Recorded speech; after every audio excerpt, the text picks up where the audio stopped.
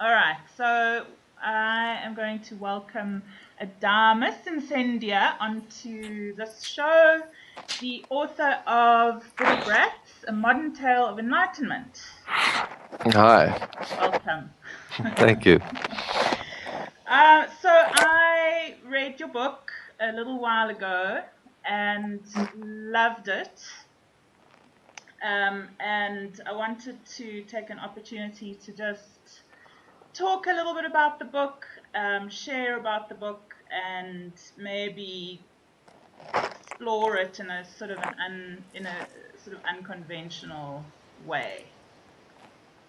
Um, but maybe we can start off just with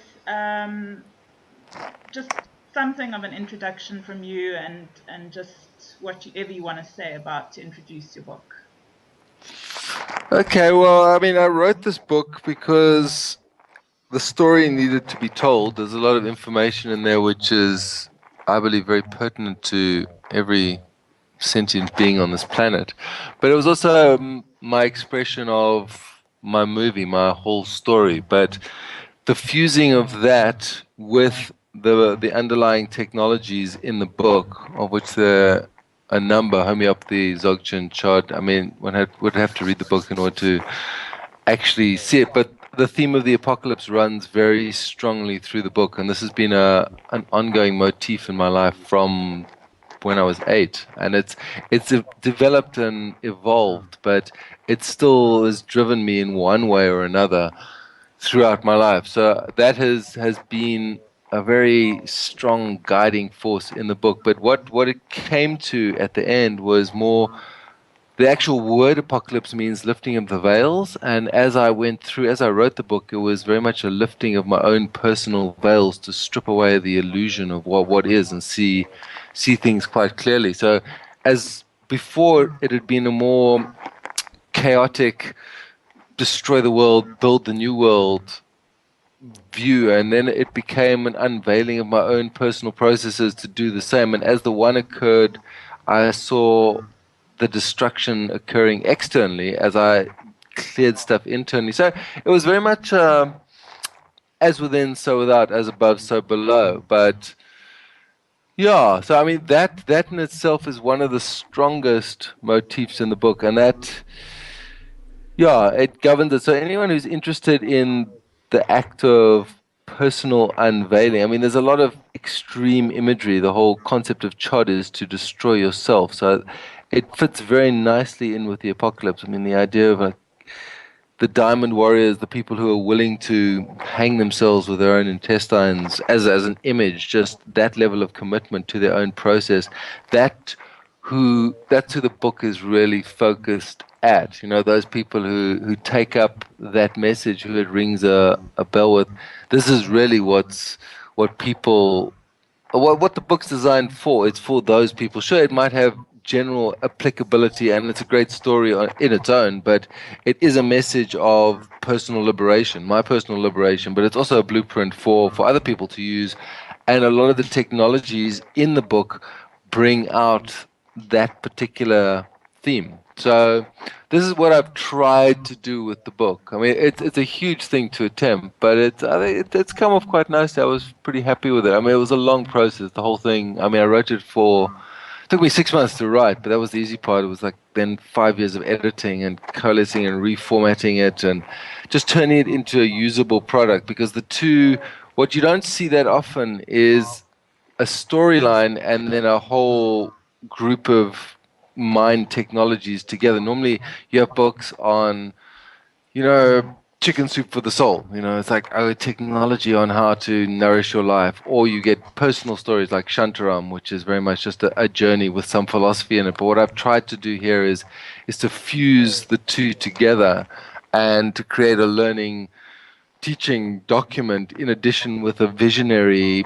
spectacle plus a really funky story. I mean that was the vision when I tried to build this book, and it's a challenge because they don't always go together that well. I mean, often I get the critique like, "Oh, it drags a bit here," but I can't leave that out because I need to put that piece of technology in, because if I don't have that piece of technology, people won't understand where I'm going with it.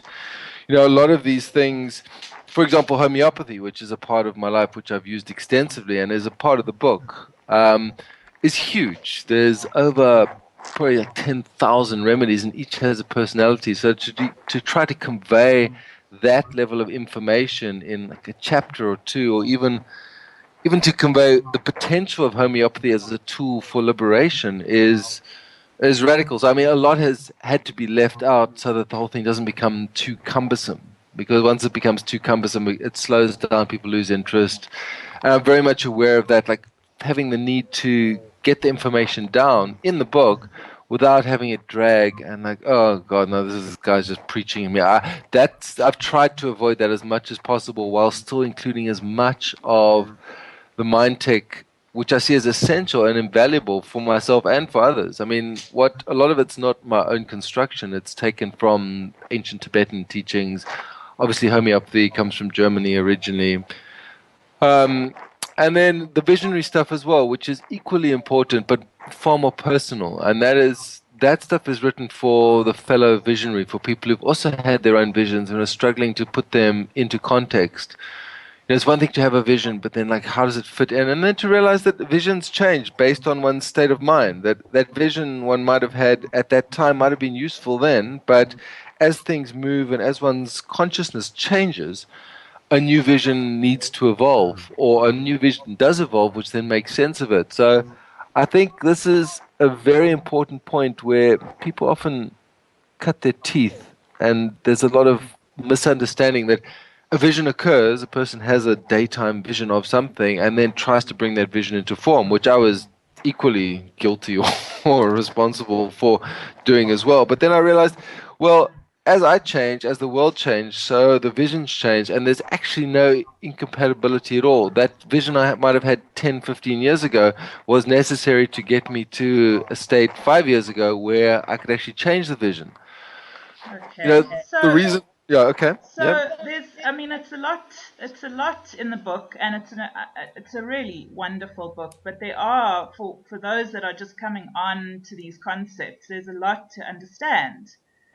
And like it, when I was sort of thinking about the book and just tuning into the whole field of the book, and the introduction is, this apocalypse, and you know, um, kind of riders on the storm, and it evoked quite a lot of fear. And then all these concepts of like chod, and chopping yourself up. And maybe you could say a little bit more about that. Like, what is this lifting of the veils, and what is the background of chod? What are you trying to get to?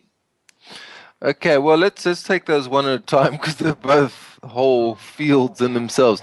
The fear that's generated was partly intentional because I mean I do feel this connection to the apocalypse on a cellular level, so I do feel it approaching. And you know my the whole legend of Cassandra in ancient Greece or in Troy. She predicted that the Greeks would arrive and destroy Troy, and she told everyone in Troy that this is gonna occur, and they were like, "Ah, whatever, we don't believe you."